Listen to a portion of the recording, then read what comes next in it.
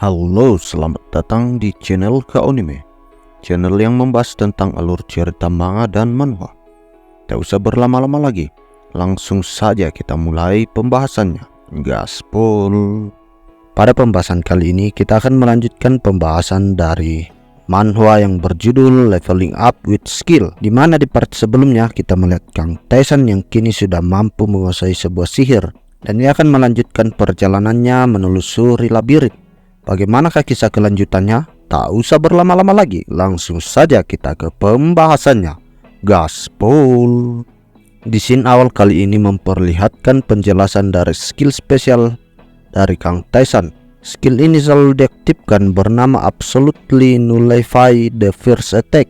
Skill ini mempunyai efek membatalkan serangan pertama lawan. Skill ini hanya bisa digunakan satu kali melawan lawan yang sama dalam satu kali pertempuran. Membatalkan semua serangan seperti namanya, itu akan membatalkan segala serangan dari lawan.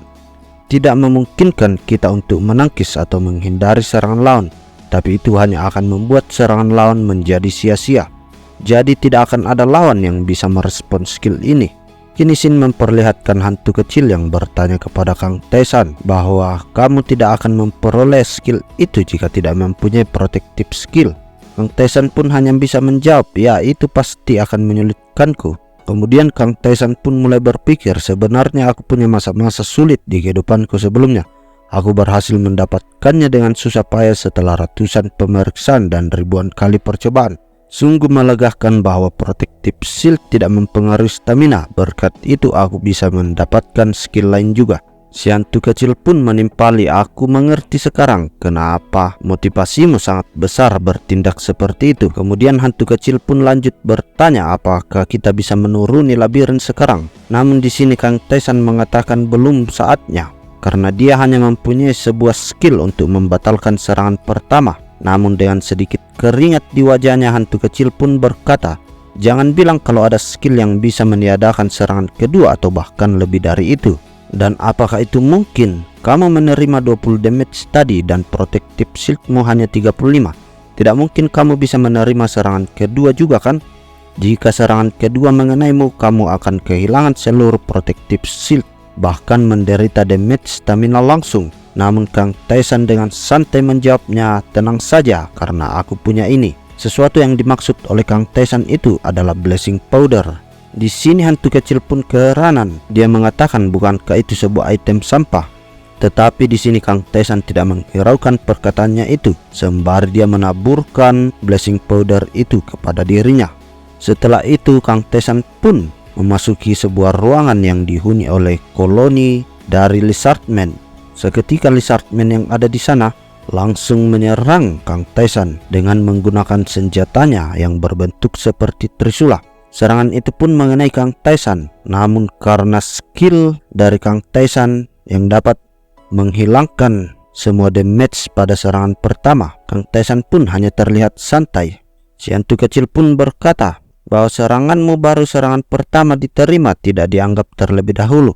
Untuk mendapatkan skill yang kedua untuk menghilangkan damage, kamu harus melakukan 2 serangan berikutnya tanpa mengurangi staminamu. Dan di sini Lizardman itu pun menyerang Kang Taesan kembali. Namun Kang Taesan sedikit menghindar, sehingga Kang Taesan hanya menerima 17 damage dan menyisakan 18 poin dari protective shieldnya.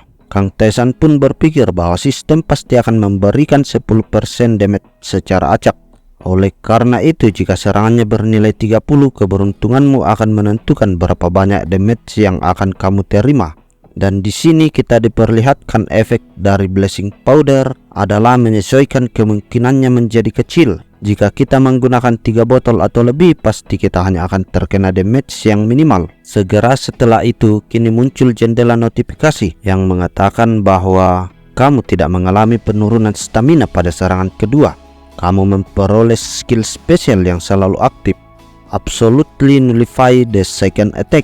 Segera setelah notifikasi itu menghilang, Kang Taesan pun langsung menghajar Lizardman yang ada di sana, sehingga Lizardman itu pun terlempar jauh. Saking jauhnya, terlempar ke atas langit, memunculkan sebuah bintang seperti yang ada di film-film anime zaman dulu. Kini Shin pun berganti memperlihatkan Kang Taesan yang sudah kembali memakai armor lengkapnya. dan memulai perburuannya untuk meningkatkan levelnya. Dan ternyata tidak hanya itu, dia mencoba menyerang bagian vital dari setiap lawan-lawannya, sehingga Kang Taesan kini kembali memperoleh skill spesial yang baru yang akan selalu aktif bernama Vital Point Attack. Skill ini memungkinkan memberikan lebih banyak damage kepada lawan saat menyerang titik vital lawan. Dan tak lama setelah itu, kini Kang Taesan sudah berada di depan pintu masuk dari bos lantai 6. Namun sebelum memasuki ruangan itu, Kang Taesan pun beristirahat sejenak sembari dia mencoba beberapa sihir yang telah dipelajarinya. Dia mencoba membentuk sebuah senjata tajam dari sihir fireball yang ia keluarkan. Namun sayangnya, karena sihir yang dia coba itu tidak berhasil, dan kini Kang Taesan kembali memunculkan sihir flame ball. Dia mencoba melemparkannya sehingga membentuk sebuah dinding. Namun nampaknya apa yang dipikirkan Kang Taesan itu tidak berjalan mulus. Ia berpikir bahwa apakah tidak mungkin mendapatkan sihir baru dengan memberikan efek baru seperti dalam kasus skill.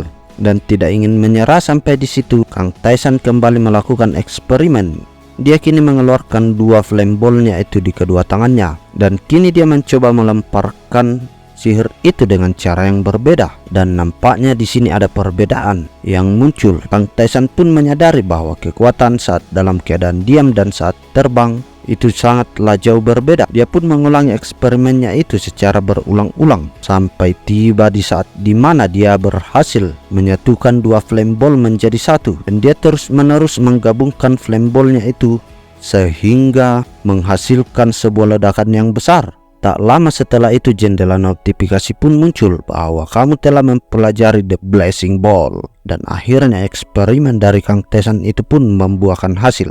Kini scene pun berganti ke dalam ruangan bos. Diperlihatkan Kang Taesan yang sudah jual beli serangan melawan bos dari Lizardman Fighter. Lizardman ini menggunakan dua tombak trisula dengan badannya yang berwarna merah. Ia mencoba menerjang ke arah Kang Taesan, namun Kang Taesan menghindari semua hal itu. Dan setelah itu, Kang Taesan pun melepaskan magic yang baru saja dipelajarinya, yaitu The Blazing Ball, ke arah bos dari lantai 6 itu. Sang Lizardman pun mencoba menahan serangan itu, tetapi Kang Taesan tidak tinggal diam saja. Dia langsung mengaktifkan skill confusionnya dengan harapan sang Lizardman itu fokusnya dapat terganggu. Dan ternyata hal itu benar, sehingga serangan dari The Blazing Ball Kang Taesan menyerang telak sang bos dari Lizardman itu. Dan nampaknya ledakan itu pun menjadi sebuah tanda akhir dari pertarungan mereka. Setelah itu diperlihatkan kini Kang Taesan yang menerima hadiah dari lantai karena telah berhasil mengalahkan bos di lantai 6. Hadiah itu berupa The Can of Composure. Ini adalah sebuah tongkat magic, dan hadiah lainnya adalah The Warrior Necklace, Strength tambah 3 dan Agility tambah 1. Nampaknya salah satu hadiah itu dapat Ronan jadikan sebuah persembahan untuk mempelajari magic baru. Ya, sepertinya sih akan ke arah sana.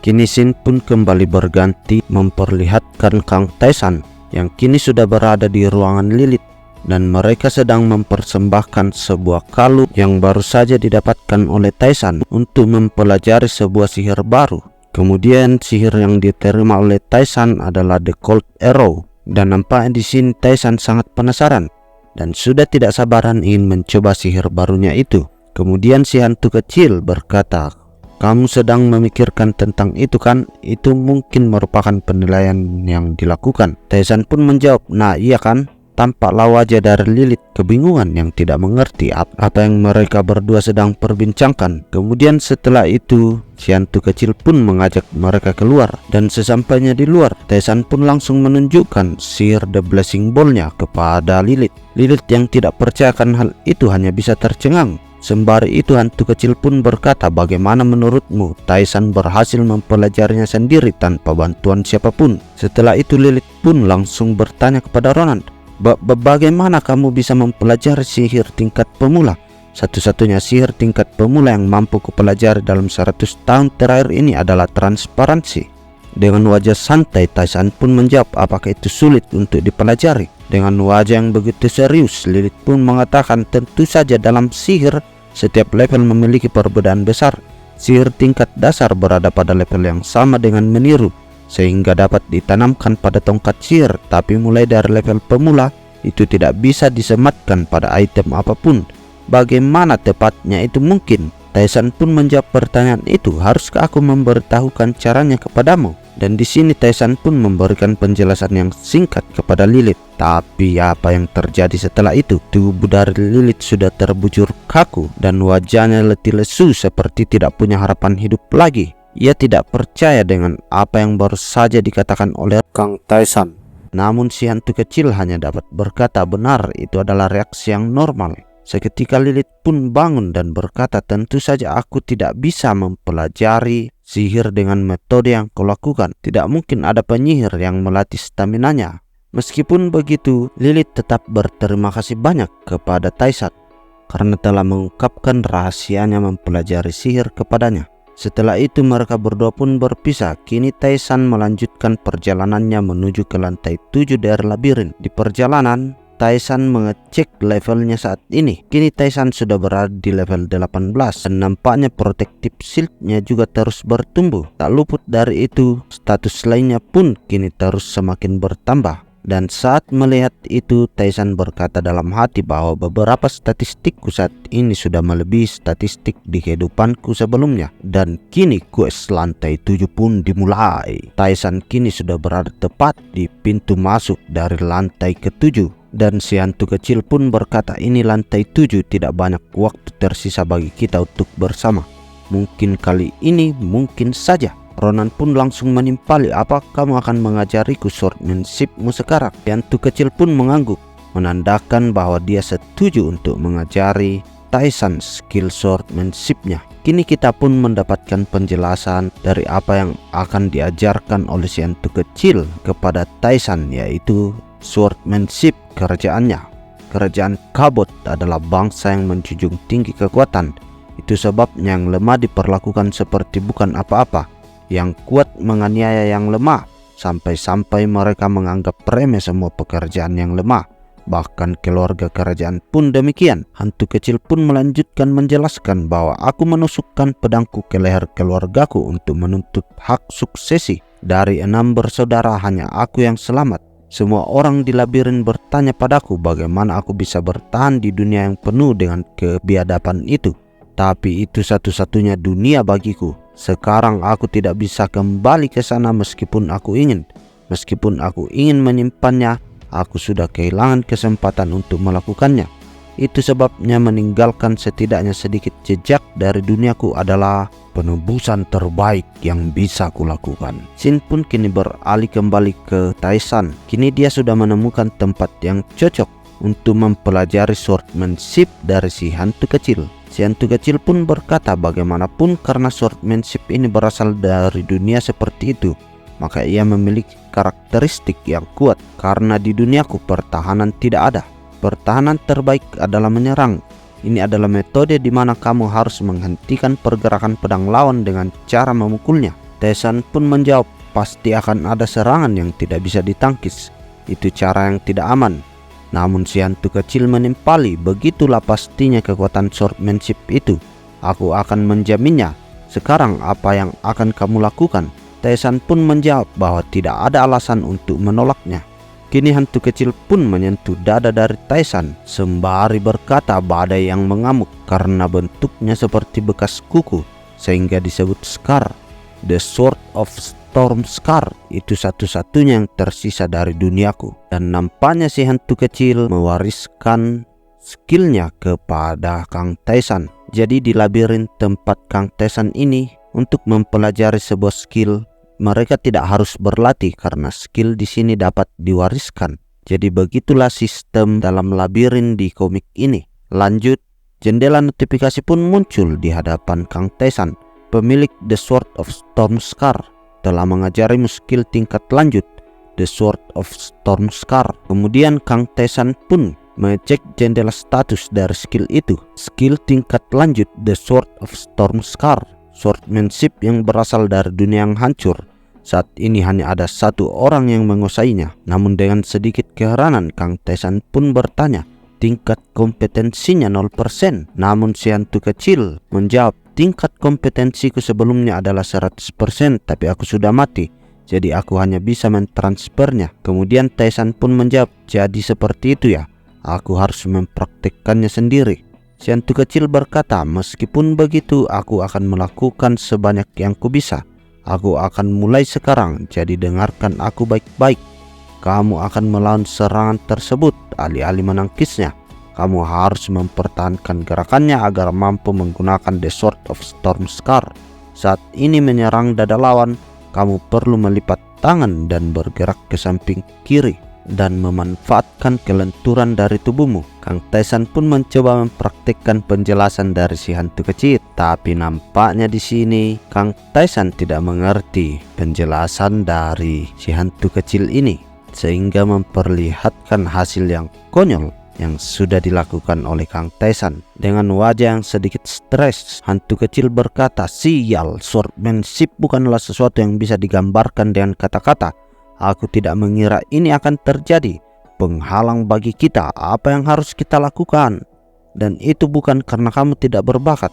Hanya saja menjelaskan swordmanship harus melibatkan demonstrasi nyata yang tidak bisa kulakukan. Itulah mengapa itu sulit. Kamu masih belum punya pengalaman. Jadi, mungkin tingkat kompetensinya bisa ditingkatkan melalui pengalaman.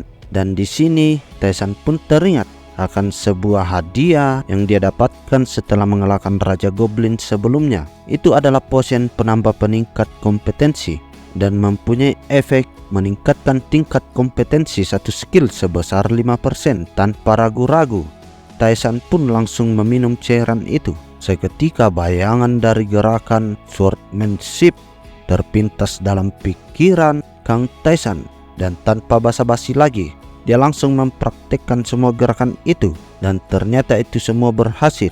Dan kini Kang Taisan pun sudah mempelajari sebuah skill tingkat lanjut yang diperoleh dari si hantu kecil. Dan kini scene pun berpindah memperlihatkan di mana Ronan yang sudah berada di tempat Pak Tua penjual item yang ada di dalam labirin. Dia membeli sebuah rusty sword dari Pak Tua itu. Namun di sini Pak Tua tak mengerti apa alasan dari Kang Taisan membeli sebuah pedang yang seperti itu. Dan setelah itu Taisan pun melanjutkan latihannya. Ternyata pedang itu digunakan untuk berlatih menggunakan skill The Sword of Storm Scar. Karena dengan pedang itu dia dapat membunuh monster secara perlahan. Dia mencoba mengurangi damage-nya agar dia mempunyai lawan latih tanding. Dia pun terus berlatih, dan kini jendela notifikasi pun muncul di hadapan mereka. Kompetensi level dari skillnya itu meningkat sebesar 1%, dan Kang Taisan pun berkata bahwa pertarungan yang seharusnya berlangsung lebih lama pasti akan berakhir lebih cepat berkat The Sword of Storm Scar. Kurasa aku harus menaklukkan lantai 7 sembari berlatih. Taisan pun kini berusaha terus mencoba melatih skillnya itu dengan arahan-arahan yang tepat dari si hantu kecil yang melakukan beberapa pertarungan dengan Lizardman.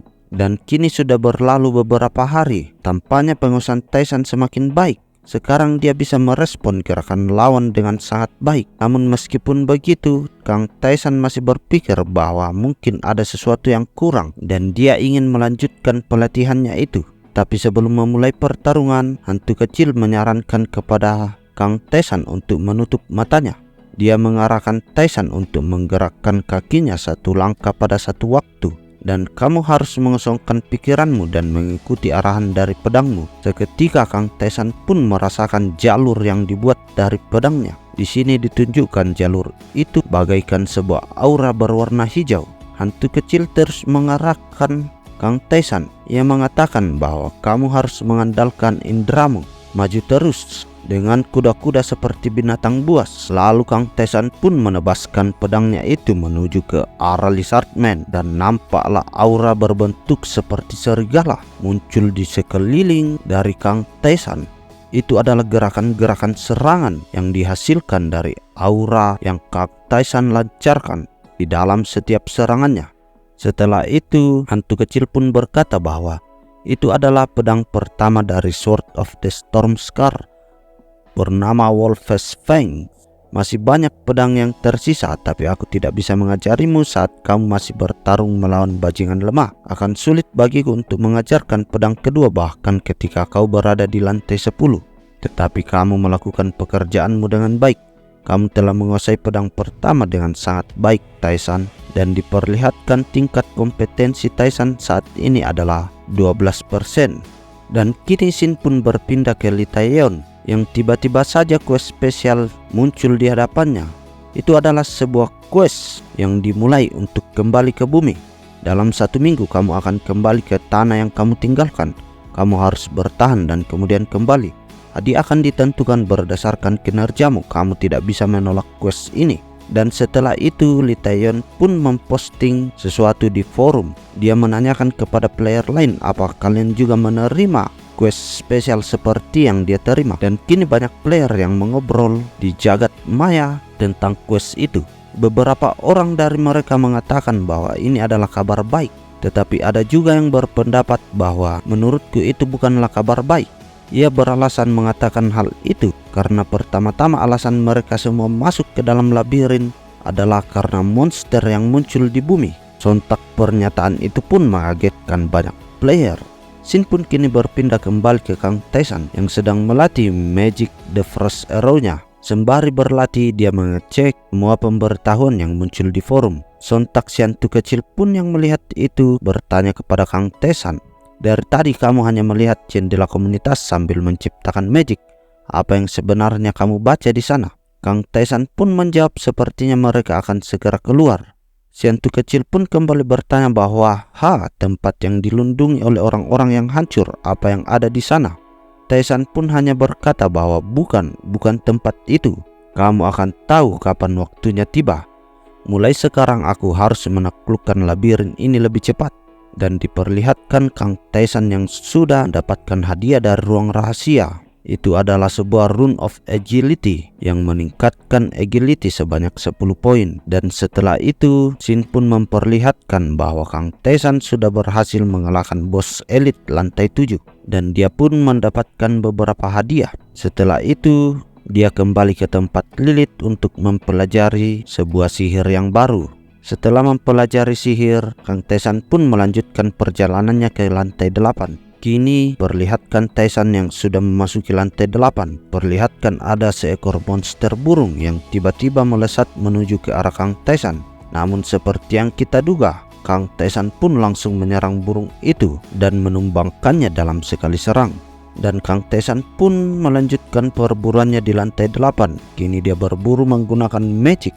Diperlihatkan banyak serangan magic yang ia keluarkan untuk menyerang monster-monster burung yang ada di sana. Dan kini Kang Taesan pun menemukan sebuah tempat yang baru. Dia menemukan altar dari Dewa Oman. Diketahui bahwa Dewa Oman ini adalah God of Trial.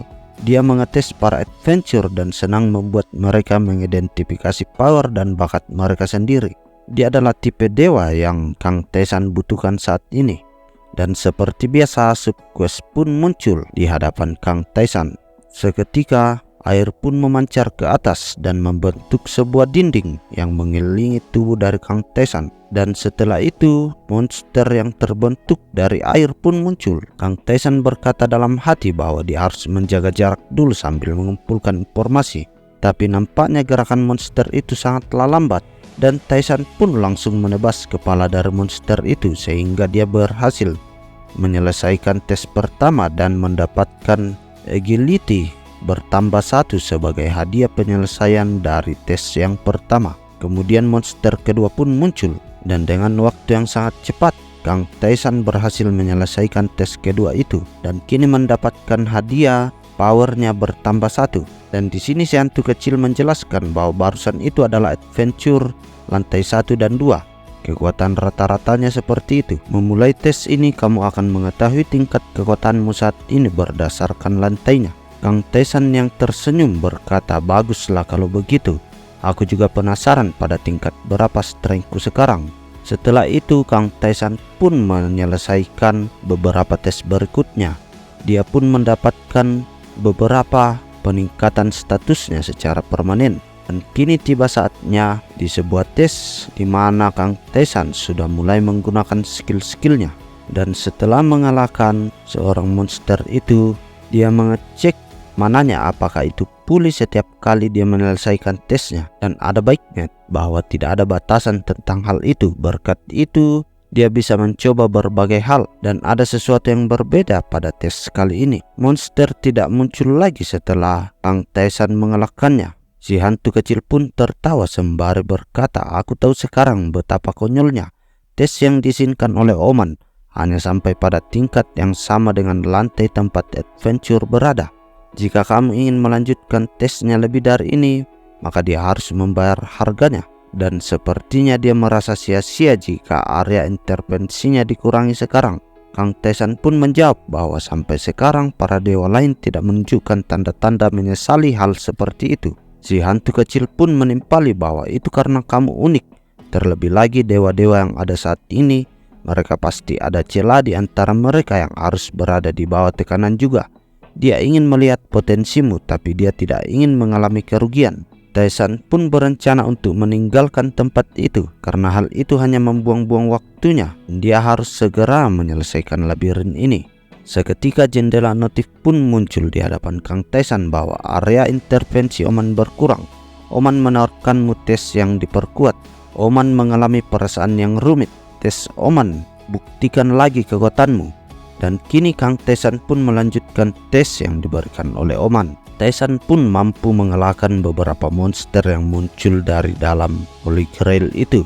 Dan kini Taesan sudah melawan Shadow yang kekuatannya setara dengan lantai 13. Di lantai 13 ini, musuh perlahan mulai menunjukkan berbagai jenis skill. Dan di Shadow lantai 14, meskipun mereka menggunakan berbagai macam skill, Shadow itu terlalu mengandalkannya, jadi gerakannya agak canggung.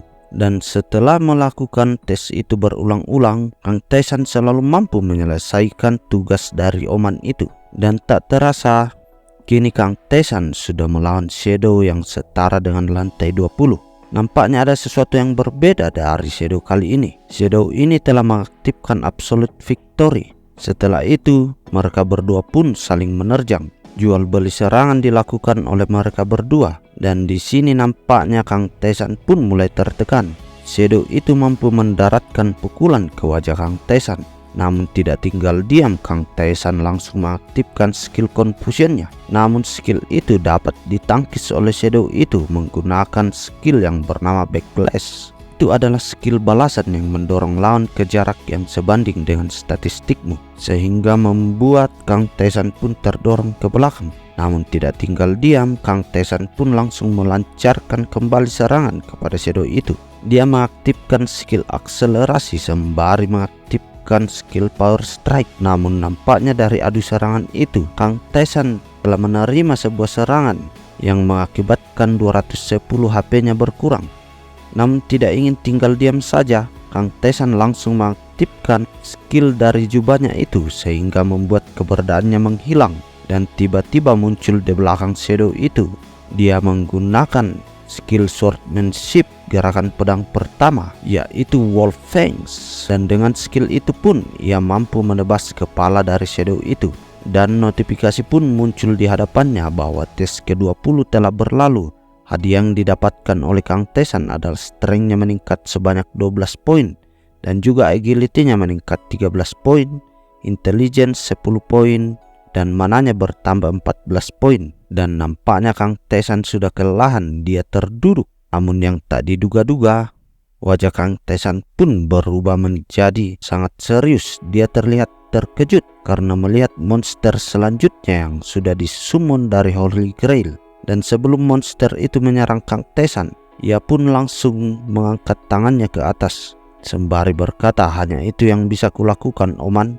Nampaknya di sini Kang Taesan sudah menyerah untuk melanjutkan tes dari Oman.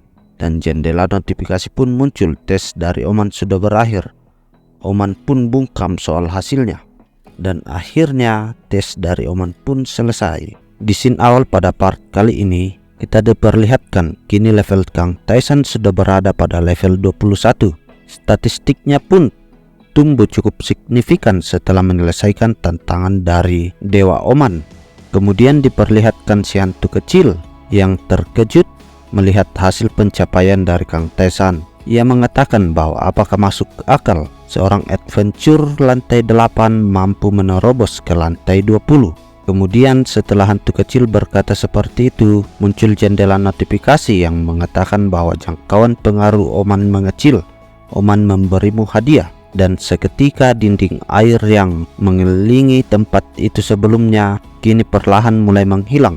Dan di sini diperlihatkan bahwa hadiah yang didapatkan oleh Kang Taesan setelah menyelesaikan tantangan dari Dewa Oman adalah Ring of Validation. Kemampuan dari cincin ini adalah menambah strength sebanyak 5 dan defense bertambah 5. Dan kemudian Kang Taesan juga mendapat hadiah sebuah skill bernama Proof of Elimination. Efek dari skill ini adalah saat menghadapi musuh dengan peringkat yang sama, semua statistik akan meningkat. Ini adalah sebuah skill buff yang sangat berguna dalam sebuah pertarungan.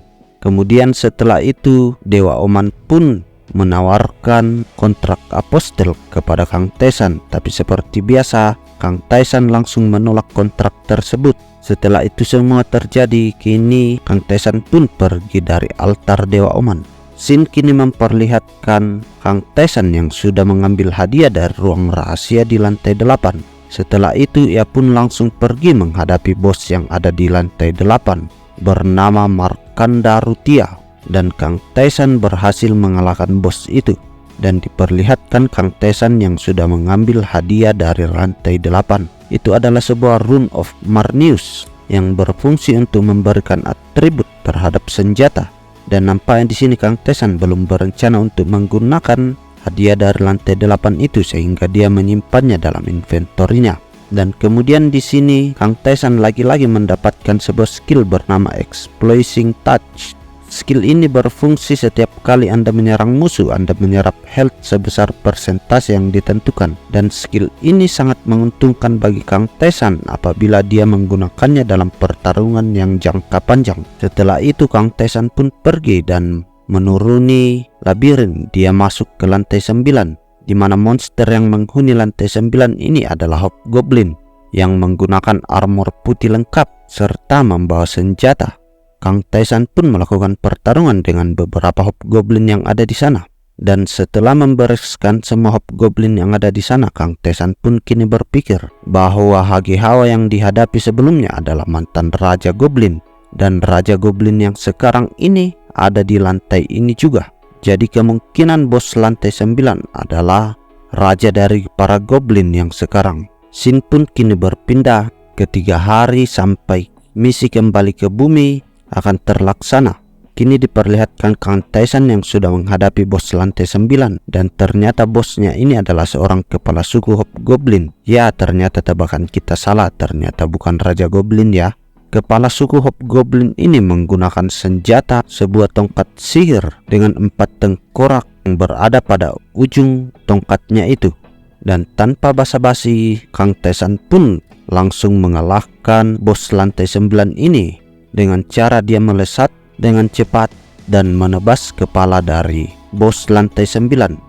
Kini Kang Taesan memperhatikan gambar-gambar yang ada di dinding di ruangan bos lantai 9 itu seperti yang ada di lantai 3 sebelumnya. Kemudian seperti sebelumnya dia langsung menggunakan skill Trap Remover untuk menghilangkan penghalang yang ada di dalam ruangan bos itu. Seketika Kang Taesan pun memasuki ruang rahasia. Dan apa yang ditemukannya di dalam itu adalah Raja Goblin yang sekarang bernama Rudra. Raja Goblin ini menggunakan armor di dadanya serta menggunakan pelindung kepala yang mempunyai tanduk serta mengenakan jubah coklat. Dan tanpa basa-basi lagi, kini Kang Taesan pun bersiap melakukan pertarungan. Sekujur tubuh dari Kang Taesan dipenuhi aura yang berwarna ungu. Dan setelah itu Kang Taesan pun langsung melesat maju mencoba menyerang Raja Goblin itu, namun Raja Goblin masih dapat menahan serangannya menggunakan kedua tombak yang menjadi senjata dari Raja Goblin. Setelah itu Raja Goblin itu pun mendorong sehingga Kang Taesan sedikit terhempas ke belakang. Namun setelah itu Kang Taesan kembali maju diiringi dengan aura serigala. Dia mengaktifkan skill Wolfang lalu menyerang Raja Goblin, dan Raja Goblin itu pun kini terhempas sehingga menabrak dinding yang membuat dinding itu retak. sehingga Raja Goblin pun tak berdaya. Raja Goblin itu pun berkata, "Tak kusangka aku akan didorong mundur sejauh ini. Namun itu tetaplah menyenangkan." Dan setelah itu jendela notif pun muncul bahwa Kang Tesan berhasil mengalahkan Hidden Boss dan mendapatkan Slap the Spear sebagai hadiahnya. Dan juga dia mendapatkan gelar King Slayer. Gelar ini berfungsi saat menghadapi penguasa, raja atau raja suatu spesies, status akan meningkat dan hadiahnya akan ditingkatkan. Setelah itu scene pun berganti ke Kang Tesan yang kini mengunjungi Lilith untuk belajar sihir baru. Dia mendapatkan sihir tingkat pemula bernama Curtain of Cover. Sihir ini mampu menyembunyikan kehadiran dari tubuh penggunanya. Setelah belajar sihir baru, ia pun pergi ke tempat Pak Tua, penjual barang-barang yang ada di labirin, untuk membeli banyak potion. Dan kini diperlihatkan Kang Tesan yang sudah turun ke lantai 10. Setelah sampai di sana, hantu kecil pun berkata bahwa ini akan segera berakhir. Itu pertanda bahwa misi yang diberikan dari hantu kecil akan segera berakhir, dan itu bisa menjadi tanda sebagai perpisahan mereka berdua. Setelah itu, scene pun memperlihatkan Kang Tesan yang kini menghadapi seekor monster ogre. Namun nampaknya monster itu bukan lagi penghalang berat bagi Kang Tesan. Dengan satu tangan, Kang Tesan mampu menghempaskan monster itu sehingga menabrak dinding, dan monster itu pun seketika langsung KO. Kini lanjut Kang Tesan memasuki ruang rahasia yang ada di lantai 10. Dan hadiah yang didapatkan Kang Tesan kini adalah Blue Ring. Itu mempunyai efek menambah mana sebanyak 10 poin. Dan setelah itu Kang Tesan langsung pergi menuju ke arah ruangan bos. Namun sebelum memasuki ruangan dari bos, Kang Tesan pun mempersiapkan senjatanya dengan cara mengukir kekuatan khusus pada equipment pedangnya menggunakan scroll, dan juga menambah atribut pada pedangnya menggunakan Rune of Marneus. Karena pedang yang digunakan Tesan kali ini adalah sebuah Force Like Sword. Itu adalah hadiah rahasia yang didapatkan setelah mengalahkan Hidden Boss di lantai 9. Setelah itu, Kang Tesan pun berkata kepada si hantu kecil bahwa kamu adalah ekstensi yang berhubungan dengan labirin, kan? Si hantu kecil pun menjawab, secara teknis menurutku kamu benar, karena aku adalah ekstensi yang sudah mati dan terikat pada kuburku. Tapi sekarang aku bebas karenamu. Namun yang membuat si hantu kecil ini penasaran, karena saat ini si hantu kecil terikat dengan Kang Tesan karena quest yang diberikan sebelumnya.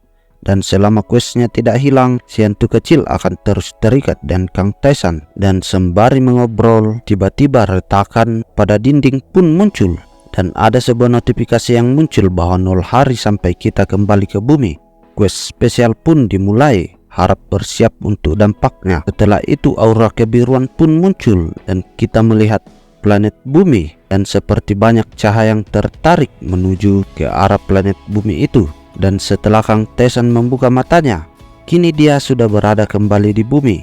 Dan ternyata di sini si hantu kecil pun ikut terseret ke bumi karena dia sudah terikat dengan Kang Tesan. Dan akhir perjalanan Kang Tesan di labirin pun sudah berakhir. Kini Kang Tesan akan berpetualang di bumi. Ia pun coba memeriksa beberapa tempat yang ada di sana. Kini ia memasuki sebuah supermarket dan mencoba mencari beberapa makanan yang bisa digunakan untuk mengisi perutnya. Setelah mengisi perutnya, Kang Tesan pun keluar kembali dari supermarket itu. Lalu setelah keluar, dia melihat ada retakan di langit. Si hantu kecil pun berkata bahwa dia bisa merasakan jenis kekuatan yang sangat berbeda. Sepertinya aku perlu melihatnya dari dekat untuk mengetahuinya dengan pasti. Namun sembari mereka berdua mengobrol, tiba-tiba ada monster yang berwarna hijau menyerang Kang Tesan dari belakang. Namun dengan instingnya Kang Tesan langsung menahan serangan itu dan menangkap monster tersebut. Lalu dia menanyakan kepada hantu kecil, menurutmu ini apa? Si hantu kecil pun berkata bahwa ini mungkin ras dewa. Tapi untuk menyebutnya begitu rasanya terlalu berbeda. Betapa anehnya ini. Namun satu hal yang pasti, pemilik benda-benda ini adalah ekstensi yang kuat, bahkan mungkin lebih kuat dari Raki Ratas.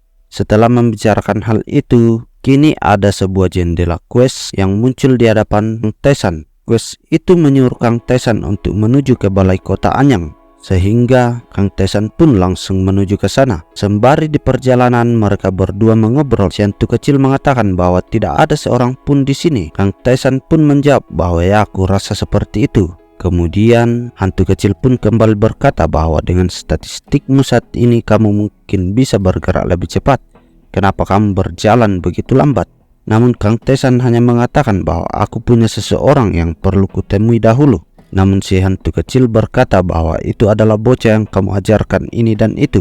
Aku ingin tahu tentang mereka. Kemudian Shin pun berganti menjelaskan kenapa Kang Tesan tidak melawan dan menyelesaikan lantai 10 di labirin. Itu karena agar ikatannya dengan si hantu kecil tidak berakhir karena questnya belum diselesaikan, sehingga dia bisa membawa si hantu kecil pulang ke bumi. Lanjut, di perjalanan tiba-tiba ada seorang yang menyapa Kang Tesan. Pria itu menggunakan armor lengkap di sekujur tubuhnya. Dia bernama Geum Jung Geun dari mode hard. Nampaknya orang itu adalah kenalan dari Kang Tesan di kehidupannya yang lalu. Setelah saling memperkenalkan diri, si Geum ini mengajak Kang Tesan menuju ke tempat penampungan di mana banyak orang yang berkumpul di sana. Dan di sini si Geum pun memperkenalkan Kang Tesan kepada orang-orang yang ada di sana. Namun si Geum ini mengira Kang Tesan itu berasal dari mode normal. Namun Tesan pun berpikir bahwa apakah ini kira-kira 100 atau lebih player mode isi dan normal. Dan si hantu kecil pun menimpali bahwa sepertinya orang-orang di sana tidak bisa melihatku. Dan lanjut, Kang Tesan pun mengatakan dalam hati bahwa seperti dugaanku dari orang-orang itu, sepertinya aku tidak bisa mengingat satu pun dari mereka. Setelah itu si Geum pun mengatakan bahwa sepertinya kita sudah mengumpulkan semua orang, jadi sekarang kita harus menuju ke balai kota. Ini mungkin sebuah misi, tapi jangan terlalu khawatir karena aku akan melindungi semuanya. Orang-orang di sana pun merasa sangat senang dan mereka mengatakan bahwa seperti yang diduga dari player mode hard, aku merasa aman. Aku sangat senang bertemu dengan Tuan Geum. Setelah itu mereka melakukan perjalanannya menuju ke balai kota secara bersama-sama. Di perjalanan mereka bertemu dengan sesosok monster berwarna hijau. Si Geum pun ini mengatakan, bersembunyilah karena aku akan menghadapi monster ini. Si Geum pun melakukan pertarungan 1 lawan 1 dengan monster itu. Di sini Kang Tesan masih memantau keadaan dan situasi yang terjadi di sana. Diperlihatkan si Geum ini mampu mendaratkan serangannya kepada monster itu, sehingga monster itu pun keok. Mereka pun melanjutkan perjalanannya. Di perjalanan mereka menghadapi beberapa monster dan si Geum ini selalu berhasil mengalahkannya. Tapi tiba di saat dimana ada seekor monster kelabang yang menyerang dari arah belakang rombongan, dan si Geum ini pun masih sibuk menghadapi monster yang ada di depan. Kang Tesan pun langsung membantu orang-orang itu. Dia melemparkan sebuah batu kerikil menghantam ke tubuh monster itu dan seketika monster itu pun lenyap. Si Geum pun mengatakan bahwa apakah semuanya baik-baik saja, bagaimana dengan monster lainnya. Namun orang-orang di sana mengatakan bahwa aku tidak tahu, tidak ada seorang pun di sini yang bisa mengalahkannya. Tapi dia menghilang begitu saja. Si Geum pun berpikir bahwa tiba-tiba menghilang itu mustahil. Bahkan jika seorang membunuhnya, aku harus menjadi satu-satunya player mode hard di sini. Seketika ia pun melirik ke arah Kang Tesan. Ia berpikir bahwa mungkinkah dia yang mengalahkannya. Namun si Geum mengatakan bahwa biasanya saat pertama kali bertemu orang mereka ketakutan. Tapi orang itu benar-benar acuh tak acuh seolah dia tahu bahwa ini akan terjadi. Dan namanya juga, itu tidak mungkin. Dan setelah memikirkan semua itu, si Geum ini pun melanjutkan memandu orang-orang yang ada di sana. Si Geum ini selalu melangkah untuk menangani monster yang muncul pertama kali. Dan Kang Tesan pun diam-diam menangani monster apapun yang muncul setelahnya. Dan setelah itu si hantu kecil pun mulai stres lihat banyak orang yang ada di sana. Tetapi apa-apaan yang mereka lakukan ini, meskipun mereka lemah, itu hanya pada level di mana mereka bisa dengan mudah mengalahkan monster jika semua orang bekerja sama. Tapi mereka bahkan tidak mencoba melakukannya itu dan terlalu sibuk untuk melarikan diri. Dengan wajah yang sangat menyeramkan, si hantu kecil pun berkata bahwa para cacing yang menyedihkan ini lupakan mempertaruhkan nyawa dan bertarung. Mereka bahkan tidak punya niat untuk melakukan hal lain sendiri. Para bajingan seperti ini memasuki labirin. Jangan main-main denganku. Ini penghinaan bagi kami semua. Kang Tesan pun mengatakan dalam hati bahwa ini pertama kalinya aku melihat si hantu kecil begitu marah.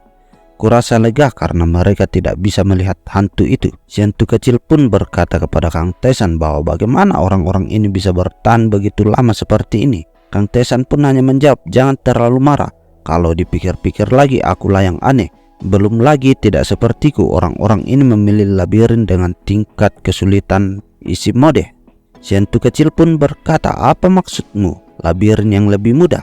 Hanya ada satu labirin di alam semesta ini. Kang Tesan pun mengatakan kepada si hantu kecil bahwa kita perlu bicara. Ia pun lanjut menjelaskan tentang isi mode, normal mode, hard mode, dan solo mode. Pada setiap mode, monster dan boss yang ada diatur berbeda-beda. Persamaannya adalah mempunyai bentuk yang sama dan berakhir di lantai 100. Si hantu kecil pun mengatakan bahwa setidaknya labirin yang kukenal tidak terbagi-bagi. Meskipun dewa terkadang memisahkan suatu dimensi, dimensi tersebut selalu kembali normal. Mungkin seseorang menciptakan ini secara artifisial, karena mereka sendiri tidak tahu cara membuat labirin yang luas. Mereka hanya dengan canggung menyalinnya dan kemudian melampirkannya. Premis ini bisa menjelaskan situasi saat ini.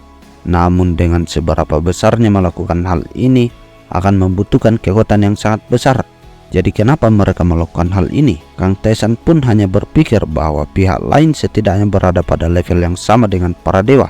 Mungkinkah ada ekstensi yang lebih kuat dari mereka? Kalau dipikir-pikir, semua monster yang kita lihat sejauh ini adalah monster ranking F. Jika mereka ingin membunuh kita, mereka bisa langsung mengirimkan monster ranking A. Tapi mereka tampaknya mengendalikannya seolah-olah mereka sedang mengawasi kita. Mereka bilang para dewa menikmatinya ketika manusia bekerja keras kan? Si hantu kecil pun mengatakan bahwa tidak bisa kita langsung lari ke tempat tujuan. Aku benci hanya melihat omong kosong ini. Namun Kang Tesan mengatakan bahwa kita tidak bisa. Bahkan jika kita sampai di sana lebih dulu, tidak ada yang bisa dilakukan. Namun si hantu kecil pun mengatakan, kalau kau mau membantu mereka, kenapa kamu tidak melakukannya terlebih dahulu daripada diam-diam seperti ini? Kamu suka membantu orang lain. Kang Tesan pun menjawab bahwa tidak, aku tidak menyukainya. Namun alasan yang sebenarnya dari Kang Tesan mengikuti konvoi itu adalah karena di kehidupan sebelumnya si Geum ini juga memimpin beberapa orang. Tapi ketika dia sampai di balai kota, dia tinggal sendiri. Setelah itu Sid pun memperlihatkan keadaan kini sudah ada di malam hari. Kang Tesan mencoba berjalan mendekati si Geum. Ia mencoba mengobrol dengannya. Dan di sini Kang Tesan menanyakan alasan kenapa si Geum ini melakukan hal seperti ini sampai sejauh ini. Karena kalau hanya kamu seharusnya bisa mencapai balai kota dengan mudah. Kamu harusnya melakukannya karena kamu juga mengetahui player dari mode hard ini. Mereka yang ditakdirkan untuk hidup akan hidup, dan mereka yang ditakdirkan untuk mati akan mati. Kemudian Shin pun menjelaskan bahwa tingkat kelangsungan hidup dari mode hard adalah 1%. Jika kamu menghabiskan sedikit waktu di sana, kamu akan menyadari hal ini. Bahkan jika kamu membantu mereka yang tidak mempunyai harapan, yang kamu lakukan hanyalah memperpanjang hidup mereka yang menyedihkan itu sedikit saja. Namun si Geum ini mengatakan, kenapa kamu berkata seperti itu? Namun setelah menatap mata dari Kang Tesan, si Geum ini berkata dalam hati, apa ini? Perasaan aneh ini, seolah-olah dia telah melihat kematian yang tidak terhitung jumlahnya. Mata itu apa-apaan itu? Seperti dugaanku, orang ini dia jelas bukan pemain dari mode normal. Dengan gemetaran si Geum pun mengambil pedangnya, lalu mengatakan kepada Kang Tesan, siapa kamu? Namun Kang Tesan hanya menjawab bahwa ini pertama kalinya aku melihat matamu seperti itu. Sembari dia pergi menjauh dari si Geum. Dan sebelum pergi dia mengatakan, saat ini kamu punya tujuan kan? Aku akan memberitahumu begitu kita sampai di balai kota. Kini Shin pun berganti. Waktu kali ini sudah menunjukkan pagi hari. Si Geum ini membangunkan semua orang. Dan kembali ia memandu orang-orang yang ada di sana untuk mencapai ke balai kota. Ia mengatakan bahwa jika kita menempuh perjalanan sekitar 2 jam lagi, kita akan sampai di balai kota. Jadi ayo kita segera bergegas. Namun seperti biasanya, banyak monster yang menghadang mereka.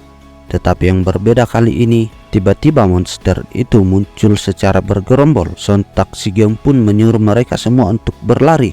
dan hanya si Geum yang tinggal untuk menghadapi ketiga monster itu. Di sini pertarungan sengit pun terjadi. Si Geum menggunakan beberapa itemnya untuk menghancurkan para monster yang ada di sana. Namun setelah itu muncul lagi beberapa monster lainnya. Kini mereka pun dikepung dari dua arah, depan dan belakang. Dan kini jumlah monster yang akan menyerang mereka sejumlah 5. Dan mereka sudah seperti tidak mempunyai harapan lagi. Si Geum pun mulai berpikir bahwa apakah aku akan sanggup untuk menyelamatkan mereka semua. Di tengah-tengah keputusasaan itu, Kang Tesan pun muncul dan lalu berkata kepada si Geum, apakah kamu akan lari? Namun si Geum hanya menjawab, maukah kamu mengkritikku? Dengan wajah santai Kang Tesan pun maju sembari berkata bahwa tidak, kenapa aku harus melakukannya? Tidak peduli apa keputusanmu, aku tidak akan mengkritikmu. Aku hanya penasaran tentang apa yang akan terjadi pada hari ini. Si Geum pun meneteskan air mata sembari berkata dalam hatinya, aku tidak ingin lari, andai saja aku jauh lebih kuat. Aku pasti bisa menyelamatkan semuanya. Namun di tengah kesedihan itu, Kang Tesan pun tiba-tiba meluncur. Dan dengan sekali tebas, ia mengalahkan ketiga monster kelabang yang ada di sana. Sontak itu membuat semua orang pun terkejut. Dan setelah itu muncul lagi beberapa monster yang berwarna merah. Dan dengan penuh rasa percaya diri, Kang Tesan pun langsung menggunakan sihirnya untuk menghancurkan segerombolan monster yang muncul di sana.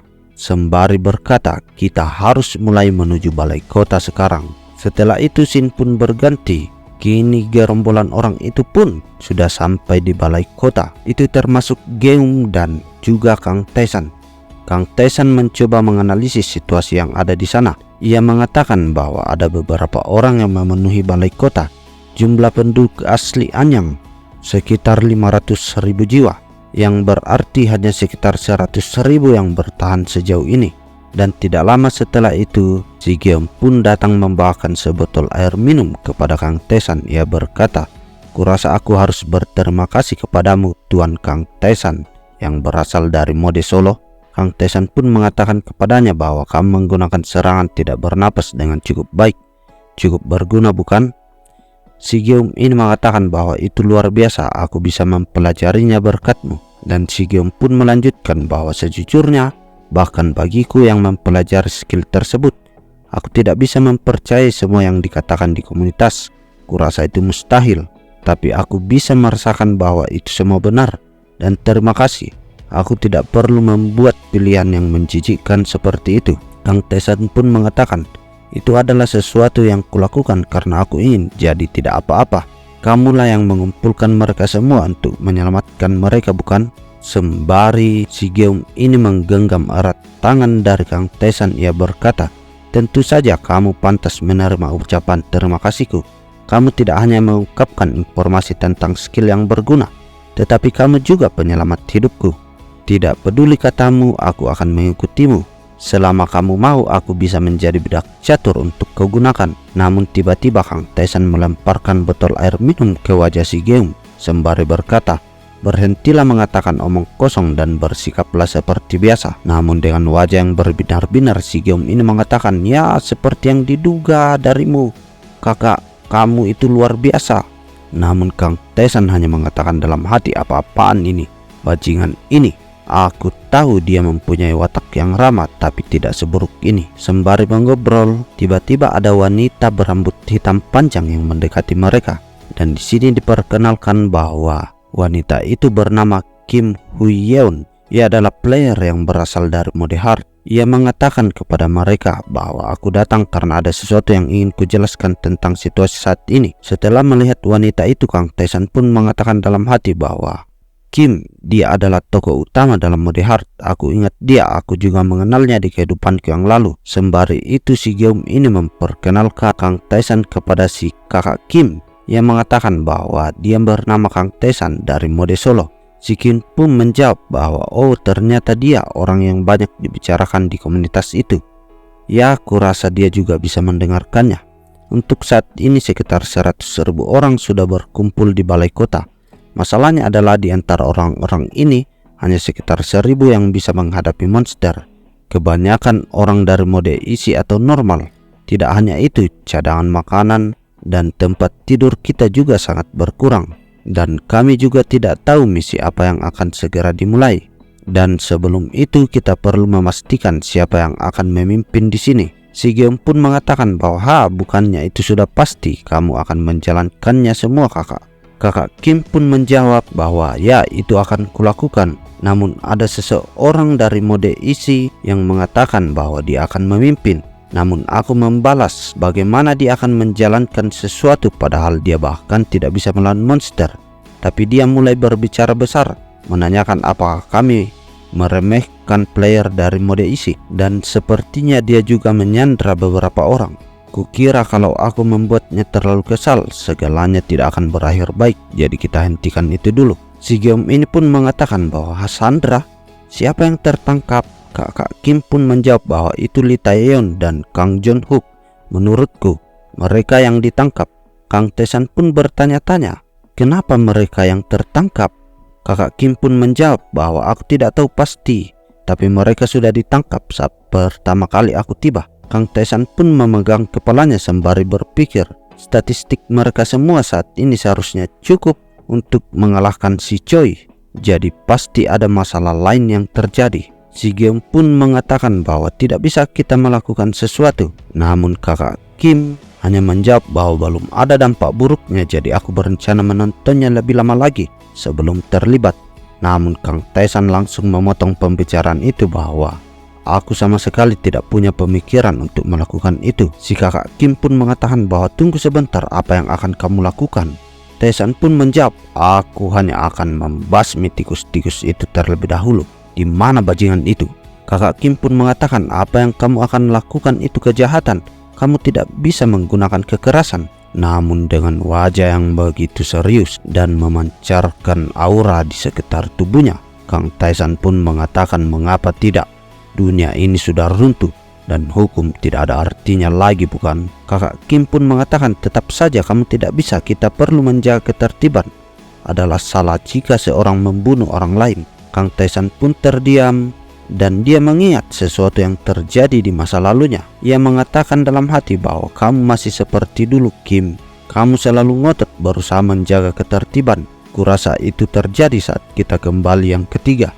Sampai akhir kamu mencoba mengikuti aturan keadilanmu sendiri dan mati saat mencoba menyelamatkan semua orang. Dan kini Shin memperlihatkan kembali ke masa kini. Kakak Kim yang bersiap untuk menarik pedangnya berkata dalam hati, orang ini berbahaya. Dia mungkin benar-benar akan melakukan pembunuhan. Dia mungkin berada di level yang sama dengan Choi. Jadi jika aku beruntung, saat ini aku tidak punya pilihan selain mencoba menangkis. Namun di saat kakak Kim masih memikirkan hal tersebut, Kang Tae-san langsung menghantam pundaknya sehingga membuat kesadaran dari kakak Kim pun menghilang. Kini kakak Kim pun jatuh pingsan. Si Giom pun langsung mengatakan, kakak, apa yang sedang kamu lakukan? Namun Kang Tae-san menjawab, tonton sajalah dengan tenang, sembari mengambil ancang-ancang. Dan kemudian Kang Tae-san pun langsung melesat ke depan dengan sangat cepat, sembari berkata dalam hatinya, Choi, kali ini juga aku akan. Dan panel pun berpindah memperlihatkan sosok dari si Choi ini dengan wajah yang begitu menjengkelkan. Ia tersenyum sinis dan senyumannya itu pun mengakhiri part kali ini. Di scene awal pada part kali ini kita diperlihatkan flashback dari kisah kehidupan si Choi. Diperlihatkan pekerjaan dari si Choi ini adalah seorang mafia. Dia sedang menagih hutang kepada seseorang dan dia dikawal oleh 2 bodyguard yang berbadan besar. Namun saat sedang berbicara, dia melihat ke jendela karena dia mendengar suara yang ribut-ribut. Ternyata yang dia lihat ada seekor monster naga yang siap menyemburkan api dari mulutnya. Dan setelah itu, Shin berpindah ke dalam labirin. Di sini si Choi dikejar oleh monster slime. Namun tiba-tiba ada seorang adventure yang datang menyelamatkannya. Si adventure itu menyapa si Choi dan dia mengatakan, apa kamu baik-baik saja? Namun si Choi di sini hanya dapat mengucapkan terima kasih dan bertanya kenapa kamu melakukan itu. Namun si adventure itu mengatakan bahwa justru di saat seperti inilah kita harus saling membantu. Dan kemudian si Choi ini membunuh adventure itu yang tadi menyelamatkannya dan mengambil itemnya. Nampaknya di sini kita diperlihatkan sisi jahat dari si Choi. Ia pun mengatakan bahwa tidak ada hukum atau peraturan di labirin. Ruangannya terbatas, jadi sedikit dorongan saja sudah bisa membuatnya menggila. Tempat itu akan menampung player level tinggi dan menggunakan kekerasan dan konsiliasi ketika muncul keberatan. Terkadang memberikan imbalan karena tutup mulut. Ya, begitulah cara labirin dikontrol dengan sempurna. Dan scene kini memperlihatkan masa kini. Si Choi yang berkata dalam hati, sangat menarik untuk dilihat betapa semua orang menuruti kata-kataku. Namun tiba-tiba ada seseorang yang berbicara di belakangnya. Ia berkata bahwa, bajigur, apakah menyenangkan? Jika kamu tidak melakukan trik bodoh itu, kamu akan mati lebih awal. Berhentilah menjadi orang yang hebat. Dan orang yang berbicara itu ternyata Lee Tae-yeon yang kini diikat dengan menggunakan rantai. Si Choi pun kini tertawa. Hahaha, aku akui itu, kamu memang kuat. Tapi Dewi Keberuntungan memihakku. Tidak hanya itu, aku dipanggil langsung ke zona aman dekat balai kota tanpa bertemu satu monster pun. Dan aku sangat takut kepada player yang ada di mode hard ataupun mode solo. Tapi ternyata mereka semua adalah orang-orang lemah yang hampir setara dengan orang-orang dari mode easy. Jadi aku berhasil menjatuhkannya dengan mudah. Menurutku orang-orang dari mode solo hanya fokus pada bertahan hidup, jadi mereka tidak bisa sekuat itu. Berkat semua itu aku menyadari sesuatu. Aku sedikit terkejut ketika mereka tiba. Tapi seperti yang diduga, manusia harus menggunakan otaknya. Di sini diperlihatkan si Choi ini yang menggunakan sandra dan mengancam Lee Tae-yeon untuk jangan bergerak, sembari menodongkan pisau ke leher orang yang disandranya itu, sehingga Lee Tae-yeon pun tertangkap. Lalu si Choi pun mengatakan kepada Lee Tae bahwa kamu seharusnya tidak peduli dengan tawanan itu dan hanya melawanku. Kamu dimanfaatkan oleh orang pintar karena kamu terlalu baik dan lemah. Sudah kubilang, bajingan dari mode solo itu bukanlah apa-apa. Dan tiba-tiba ada suara yang berkata, sungguh kamu berpikir begitu? Seketika pintu di ruangan itu pun hancur dan terlempar. Dan itu mengagetkan si Choi. Dan dari dalam kepulan asap, kini muncullah orang yang kita tunggu-tunggu. Ya, dia adalah Kang Tae-san. Si Choi pun mengatakan bahwa brengsek apa yang kau lakukan. Lee Tae di sini menduga-duga orang itu mungkinkah dia orang yang memandu mereka dalam komunitas di labirin sebelumnya. Kini si Choi pun mengeluarkan keringat dari wajahnya dan berkata, apa itu? Dia berbahaya. Naluriku berteriak padaku bahwa aku tidak boleh membiarkan dia mendekatiku. Seketika si Choi pun mengatakan, berhenti, jika kamu mendekat aku akan memberi perintah untuk membunuh para tawanan di tempat lain. Dan di saat Kang Tae-san terus mendekat, tiba-tiba ada suara yang berkata dari belakangnya, tunggu. Ya, dia adalah kakak Kim. Dia pun mengatakan kepada si Choi, bagaimana kamu bisa mengatakan bahwa kamu akan membunuh para tawanan? Jika kamu terus melewati batas, aku tidak akan tinggal diam. Si Geom pun mengatakan, apa yang sebenarnya kamu inginkan? Sambil menghela napas, si Choi pun menjawab bahwa itu mudah, yang ku inginkan adalah keamanan dan otoritasku. Jika dua hal itu terpenuhi, maka tawanannya akan selamat. Kakak Kim pun langsung mengatakan bahwa bagaimana mungkin kami memberikan wewenang kepada seorang dari mode isi sepertimu. Hentikan omong kosongmu. Si Choi pun kembali menimpali bahwa aku tahu kalian kuat, tapi apa kamu pernah memimpin? Aku sudah sering melakukannya. Sebenarnya aku mengatur semua orang dalam modeku. Hei anak kecil, kamu paling banyak hanya memimpin pekerjaan rumah. Apakah menurutmu kamu bisa meremehkan pengalamanku? Dan si Choi pun berkata dalam hati, beraninya orang semudah kalian menghadapiku. Mereka mungkin bisa membunuh monster, tapi tidak bisa membunuh manusia. Bajingan itu juga tidak bisa menyentuhku bahkan ketika dia berada di depan orang yang berada di pihak yang sama dengannya. Pada akhirnya semuanya akan berjalan seperti yang ku. Saat memikirkan itu, tiba-tiba HT yang ada di tangan dari si Choi kini sudah menghilang dan diperlihatkan Kang Tae-san yang sudah menghancurkan alat itu. Si Choi pun mengatakan, kapan dia? Bahkan mata aku tidak bisa melihatnya. Dan Shin pun kembali menjelaskan bahwa si Choi ini dia suka menindas orang dan tidak menaati aturan dan hukum. Tapi dia lupa fakta bahwa dia juga bisa menjadi objek dari semua itu. Dengan wajah yang ketakutan, si Choi ini langsung mengaktifkan perangkat yang tepat berada di atas kepala Kang Tae-san. Seketika besi-besi pun jatuh mengarah tepat posisi Kang Taisan berdiri. Namun di sini Kang Taisan tidak panik. Dia berdiri dengan gagahnya. Dan di sini si Choi pun terlihat puas karena mengira rencananya itu sudah berhasil membunuh Kang Taisan. Namun di sini kita melihat bahwa Kang Taisan dapat menahan semua serangan dari besi-besi itu dan tidak sedikit pun damage yang diterima oleh Kang Taisan. Setelah melihat itu, si Choi pun langsung memanggil pasukannya untuk serentak menyerang Kang Taisan. Pertarungan di antara mereka pun kini dimulai dan seperti yang kita duga, dengan sekali ayunan pedangnya Kang Taisan mampu menghabisi semua anggota dari si Choi. Dan setelah itu Kang Taisan pun mengatakan bahwa mengingat jumlah orang di pihakmu, jika lawanmu adalah Lee Tae-yeon dan Kang Jun, mereka mungkin akan kalah, tetapi itu tidak berlaku padaku. Sembari Kang Taisan menjulurkan tangannya untuk memegang kepala dari si Choi. Dan Shin pun berpindah ke si hantu kecil yang sedang bersantai di luar ruangan. Dia menikmati harinya dan sembari tidur-tiduran di taman rumput itu. Dan tiba-tiba terjadi ledakan di atas gedung. Kini diperlihatkan Kang Taisan yang memegang kepala dari si Choi dan akan menjatuhkannya ke bawah. Si hantu kecil pun langsung melesat ke arah Kang Taisan. Dia berkata bahwa wow, Taisan akhirnya dia memutuskan untuk melakukan sesuatu yang menyenangkan. Diperlihatkan kini Choi yang begitu ketakutan dan seluruh tubuhnya gemetaran. Ia pun berkata, kenapa? Apakah bajingan sepertimu ada? Kang Taisan pun menjawab bahwa kau juga mengatakan itu di masa lalu.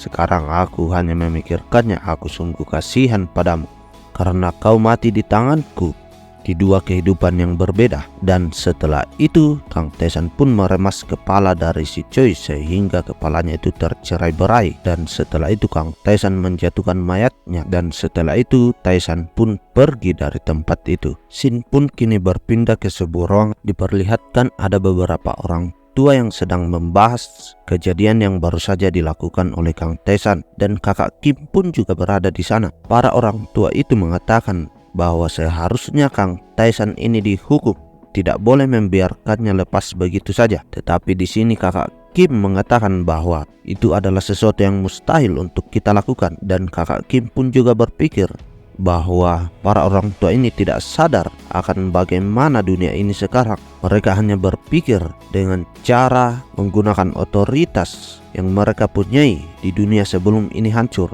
Tiba-tiba saat mereka membahas semua itu, jendela notif pun muncul di hadapan mereka semua. Dan itu adalah sebuah quest spesial.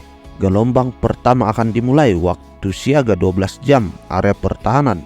Seluruh direktur balai kota, Anda harus membunuh semua musuh dan melindungi balai kota. Tiba-tiba ada seseorang yang menerobos masuk ke ruangan itu. Dia langsung memanggil kakak Kim. Ia berkata bahwa apakah Anda melihat jendela quest dikatakan monster akan datang? Apa yang harus kita lakukan? Namun ada juga orang yang mengatakan bahwa tidak mungkin, saya anggota isi mode, jadi saya akan menunggu di bagian terdalam. Kakak Kim pun mencoba mengendalikan situasi. Ia berkata bahwa semuanya diam. Aku akan memberi perintah secara bertahap, tapi pertama-tama kalian harus menenangkan diri. Tapi di saat dia melihat ke arah para orang tua itu duduk tadi, kini mereka semua sudah tidak ada di sana. Kakak Kim pun terlihat stres dan hanya dapat berkata astaga bajigor. Setelah itu Shin kini memperlihatkan Kang Taisan. Ia juga melihat jendela notifikasi itu. Dan di sini dia berpendapat bahwa aku yakin kakak Kim akan bisa mengurusnya sendiri. Di kehidupanku yang lalu dia memimpin kelompoknya dengan baik. Dan saat memikirkan itu tiba-tiba ada orang yang memanggil Kang Taisan dari belakang. Ternyata orang itu adalah Lee Tae bersama temannya yang berarmor merah. Si armor merah itu mengatakan bahwa ini pertama kalinya aku melihatmu secara langsung. Pertama-tama terima kasih karenamu tawanan lainnya juga bisa selamat. Dan juga dia menunjuk ke arah si hantu kecil. Dia mengatakan bahwa itu bukan semacam halusinasi kan? Si hantu kecil pun terkejut. Ia mengatakan bahwa mereka bisa melihatku. Dan apa kabar kalian semua tolol? Si armor merah pun mengatakan bahwa apakah itu semacam quest? Namun si hantu kecil mengatakan bahwa aku tidak punya niatan untuk memberikan kalian quest, jadi jangan coba-coba. Setelah itu Taisan pun mengatakan kepada mereka berdua, apa kalian sudah melihat jendela questnya? Masih ada 12 jam lagi sebelum gerombolan monster itu datang.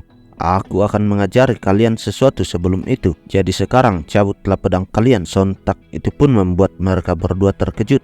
Dan di sini Kang Taesan mengkritik mereka berdua. Yang pertama-tama Kang Jun Hyuk, kamu terlalu berani. Menyukai tantangan itu baik, tetapi penting juga bagimu untuk mengetahui batasanmu, tetapi kamu tidak memilikinya. Dan yang kedua, Lee Taeyeon, kau terlalu pemalu. Berkat itu kau berhasil bertahan hingga saat ini, tapi suatu hari nanti kau harus menyerah pada hadiah yang mungkin kau dapatkan. Dan juga aku tidak ingin melihat kalian mati. Dan di sini Kang Taesan mengajak mereka berdua berduel dengan tujuan untuk mengukur seberapa tinggi tingkat kemampuan kedua orang ini. Dan tanpa ragu-ragu lagi, si Kang Jun ini menerima tantangan itu. Ia mengatakan dalam hatinya bahwa ini adalah kesempatan, aku mempunyai kesempatan untuk menunjukkan kepadanya bahwa aku cukup kuat dan aku tidak lemah. Dan mustahil bagiku untuk melawannya dengan statistik aslinya, tapi sekarang kita mempunyai statistik yang sama, aku mempunyai peluang untuk menang. Dan kini pertarungan mereka berdua pun dimulai. Dan seperti yang kita sudah duga-duga sebelumnya, si Kang Jun ini tidak mampu mendaratkan satu serangan pun ke tubuh Kang Taesan. Malahan dia dihajar sampai babak belur. Dan di sini Kang Taesan mengatakan kepada si Kang Jun bahwa akal, kemampuan menilai, bagaimana menargetkan titik lemah, faktor fisik seperti itu membuat perbedaan yang besar. Hanya saja kekuatanmu bekerja di bumi, tapi itu masih belum cukup jika kau ingin bertahan dalam mode solo.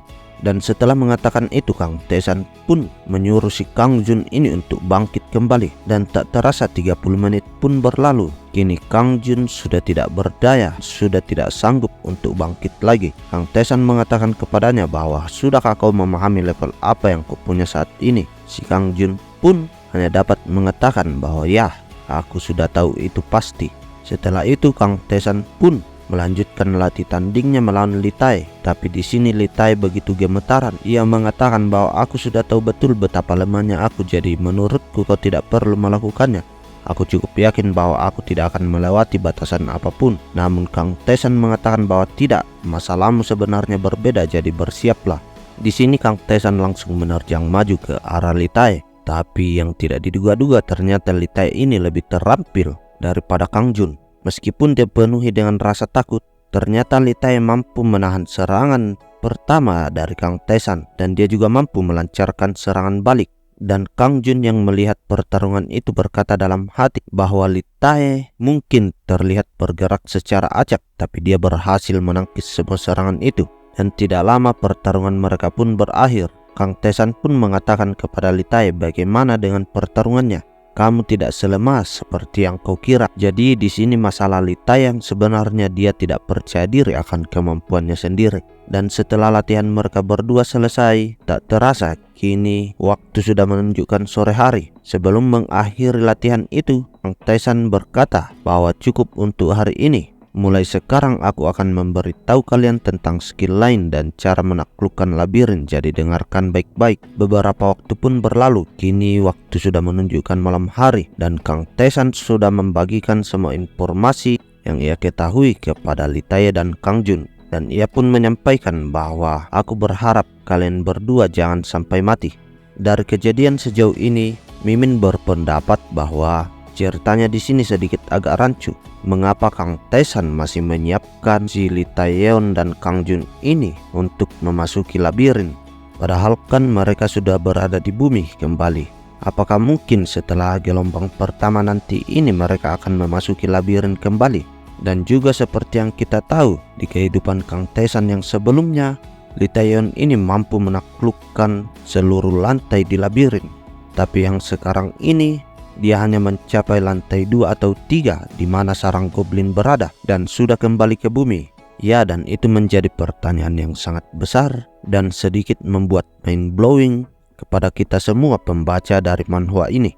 Lanjut, setelah Kang Taesan menyelesaikan urusannya dengan Kang Jun dan Lee Taeyeon, kini dia menghampiri kakak Kim yang sedang stres untuk mengatur strategi bagaimana cara menghentikan gelombang yang akan datang. Kang Taesan di sini bertanya kepada kakak Kim bahwa bagaimana situasinya saat ini. Kakak Kim pun menjelaskan bahwa pertama-tama karena mereka akan datang dari keempat arah, jadi aku mempersiapkan personil di semua sisi. Dan juga akan sulit untuk menjaga balai kota dari dalam karena akan terlalu banyak orang yang bergerak. Jadi sebelum misi dimulai aku akan menyuruh semua orang untuk pergi. Tapi ada beberapa orang yang menolak dan mengatakan bahwa dia tidak ingin bertarung. Dan itulah yang membuat kakak Kim ini menjadi kebingungan karena dia tidak bisa meyakinkan orang-orang itu. Dan di sini Kang Tesan pun mengatakan bahwa serahkan satu sisi itu kepadaku. Sontak hal itu pun membuat kakak Kim menjadi terkejut. Dan lalu Kang Tesan melanjutkan bahwa aku akan mengurus sisi itu sendirian. Jadi kau bisa mengalihkan personel di sisi itu ke tempat sisi yang lain. Namun kakak Kim yang masih ragu, ia mengatakan bahwa apakah itu akan baik-baik saja untukmu. Dan lalu Kang Tesan mengatakan bahwa aku mengatakan seperti itu karena aku akan baik-baik saja dengan itu. Dan setelah mengatakan semua itu, Kang Tesan berencana untuk pergi dari sana. Dan sebelum pergi, ia mengatakan bahwa mari kita bertemu lagi dengan keadaan hidup. Dan kini scene pun berganti. Jendela status menunjukkan bahwa 31 menit sebelum gelombang itu dimulai. Kini para adventure di sana sudah bersiap. Di sisi selatan dipimpin oleh kakak Kim dan di sisi barat dipimpin oleh Geum. Sedangkan di sisi timur dipimpin oleh Lee Tae-yeon bersama dengan Kang Jun. Dan di sisi utara gelombang yang datang akan disolo oleh Kang Tae-san. Dan akhirnya quest pun dimulai, retakan pun muncul. Dan seketika monster pun berhamburan keluar dari dalam retakan itu. Di sini para player yang baru kali ini menghadapi kejadian seperti itu. Mereka semua terlihat panik. Tetapi kakak Kim mencoba mengendalikan situasi. Ia berkata bahwa jangan takut, kembalilah ke posisi kalian sembari menebas monster yang mencoba mendekati mereka. Dan kini para adventure itu pun mencoba membangun keberaniannya. Dan kini mereka semua beramai-ramai untuk menyerang monster yang mendatangi mereka. Pertarungan sengit pun terjadi. Dan kita melihat di sisi utara dari balai kota, Kang Tae-san mulai membantai semua monster yang muncul di sana. Dan si hantu kecil pun berpendapat bahwa jumlahnya memang banyak, tapi mudah dikalahkan. Bagaimana mereka bisa terus terintimidasi oleh musuh sepele seperti itu? Dan bagaimana cara kerjanya ini? Kau sudah menyingkirkan semua monsternya tapi questnya belum selesai. Kang Tae-san pun menjawab bahwa itu hanya akan berakhir setelah semua sisi lain juga sudah selesai. Sembari mengatakan itu, Kang Tae-san mencoba menembus dinding yang menjadi pembatas mereka di sana. Dan ternyata itu tidak bisa dilalui. Dan Kang Tae-san di sini hanya bisa duduk diam menunggu sampai sisi yang lain juga sudah dibersihkan. Dan tidak lama setelah itu, orang-orang di berbagai sisi kini bersorak-sorai karena quest spesial berhasil diselesaikan. Dan jendela notifikasi pun muncul, Anda akan mendapatkan hadiah saat memasuki labirin. Namun sesuatu yang tidak diduga-duga membuat semua orang yang ada di sana menjadi cemas karena kini jendela notif pun muncul kembali dan mengatakan bahwa quest spesial dimulai, wave kedua akan segera dimulai. Dan seketika ada seekor monster yang muncul dari retakan. Dan salah seorang adventure yang sudah sangat percaya diri di sana karena berhasil mengalahkan monster sebelumnya langsung menerjang maju ke arah monster itu. Ia menancapkan pedangnya tepat di tubuh monster itu. Tapi apa yang terjadi? Ternyata serangan itu hanya menghasilkan 1 damage. Dan seketika saat dia belum sadar akan hal itu, monster itu langsung menyerang balik dan menghancurkan kepala dari si adventure itu. Sontak hal itu pun membuat seketika orang-orang di sana menjadi panik kembali. Namun si Geum ini mencoba mengendalikan situasi. Ia mengatakan bahwa kalian tidak boleh lari, jika kita mundur sekarang kita akan mati sia-sia. Dan monster itu pun kembali melancarkan serangan. Sudah banyak korban yang berjatuhan di sana. Dan scene pun kini beralih di tempat Kang Tae-san. Kini Kang Tae-san sudah berhasil mengalahkan monster yang muncul di gelombang kedua itu. Dan setelah mengalahkan monster itu, kini Kang Tae-san berlari mencoba mencari sesuatu. Dan seperti yang dia duga, dia mendapatkan retakan lainnya. Dan dari dalam retakan itu muncullah seekor monster serigala berwarna hitam. Monster itu diklasifikasikan ke dalam monster grade D. Dan setelah itu Kang Tae-san pun mencoba menyerangnya. Tetapi di sini Kang Tae-san nampaknya dihempaskan. Kang Tae-san pun mengatakan bahwa angka pada nama monster membedakan kekuatan yang dipunya masing-masing monster. Semakin kecil angka pada nama maka semakin tinggi grade-nya. Monster yang melakukan serangan skala penuh melalui wave adalah monster kelas F dan kelas E. Dan bajigur ini adalah monster kelas D dengan 6 digit angka. Pada wave sebelum Kang Tae-san regresi, manusia berada di ambang kepunahan karena serangan monster dari kelas D.